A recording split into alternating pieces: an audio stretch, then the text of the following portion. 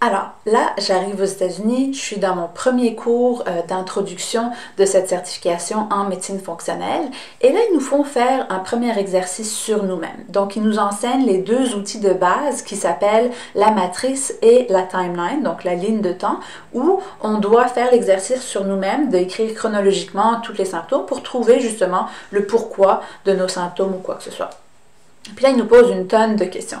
Genre, premièrement, est-ce que ta mère avait des problèmes digestifs avant d'être enceinte? Puis moi, j'ai aucune idée. Après ça, il demande, OK, comment est-ce que tu es née? Par voie naturelle ou par césarienne? Là, je suis comme, OK, par voie naturelle. Après, est-ce que tu as été allaitée?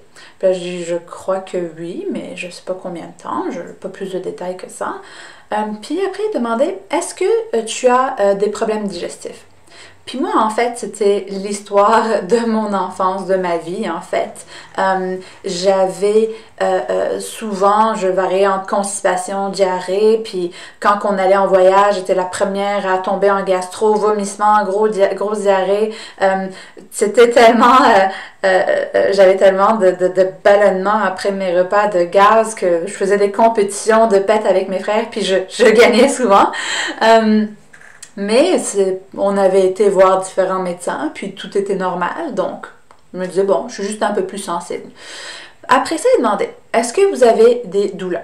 Puis moi, je faisais très souvent des maux de tête, des migraines, mais on avait été voir des différents médecins, chiro, tout était normal encore, je faisais des exercices, ça faisait pas trop de différence. Puis, une fois par mois, à chaque menstruation, j'avais des SPM tellement douloureux que c'était impensable. Moi, c'était vraiment, c'était tellement abondant en plus que je tachais des matelas, puis je devais me réveiller la nuit pour nettoyer. Donc, pour moi, la douleur, c'était quelque chose que j'avais développé une forte tolérance parce que je pensais juste que j'étais fait comme ça. Puis là, j'ai eu un gros flash. Je regardais tout ce que j'avais écrit, puis je me suis rappelé de toutes les week-ends qu'on a passé que ma mère elle venait nous réveiller, puis moi je voulais rien savoir, je voulais juste rester dans mon lit, je disais allez sortez, moi je suis fatiguée, je veux me reposer, puis là j'ai comme commencé à me dire, ben est-ce que peut-être que mon corps avait des problèmes, que mon corps ne fonctionnait pas comme ce qui était supposé, puis que moi, qui pendant des années, je pensais juste que j'étais paresseuse, puis pas comme les autres, est-ce que finalement, mon corps avait un problème?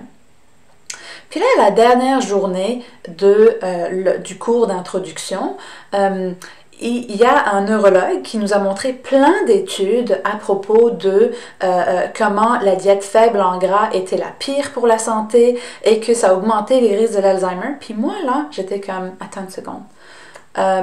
Moi, à l'université, j'ai vu toutes les études qui montraient que celle faible en gras était la meilleure parce que justement, c'était juste à propos des calories puis que justement, c'était la façon la plus rapide d'enlever les calories. Puis là, j'étais tellement confrontée, mais attends une seconde, il me montre toutes ces études. Puis là, j'ai vu des études de chacun des deux bords, mais à qui je fais confiance? Pour vous dire la vérité, je suis retournée à la maison après mon cours d'introduction, puis j'étais complètement confrontée, puis je ne savais plus quoi faire. Et j'ai pleuré pendant longtemps parce que je me disais, si jamais ils me montraient tellement de cas, puis je disais, si jamais ça fonctionnait autant qu'ils disaient, comment ça se fait que j'en ai pas entendu parler à l'université? Je me disais, avec l'Internet de nos jours, ça aurait dû être à jour, ça aurait dû être transmis dans mes connaissances à l'université.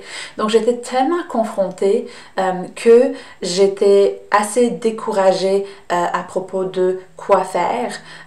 Et là, je vais vous expliquer qu'est-ce qui est arrivé à la suite de mon retour.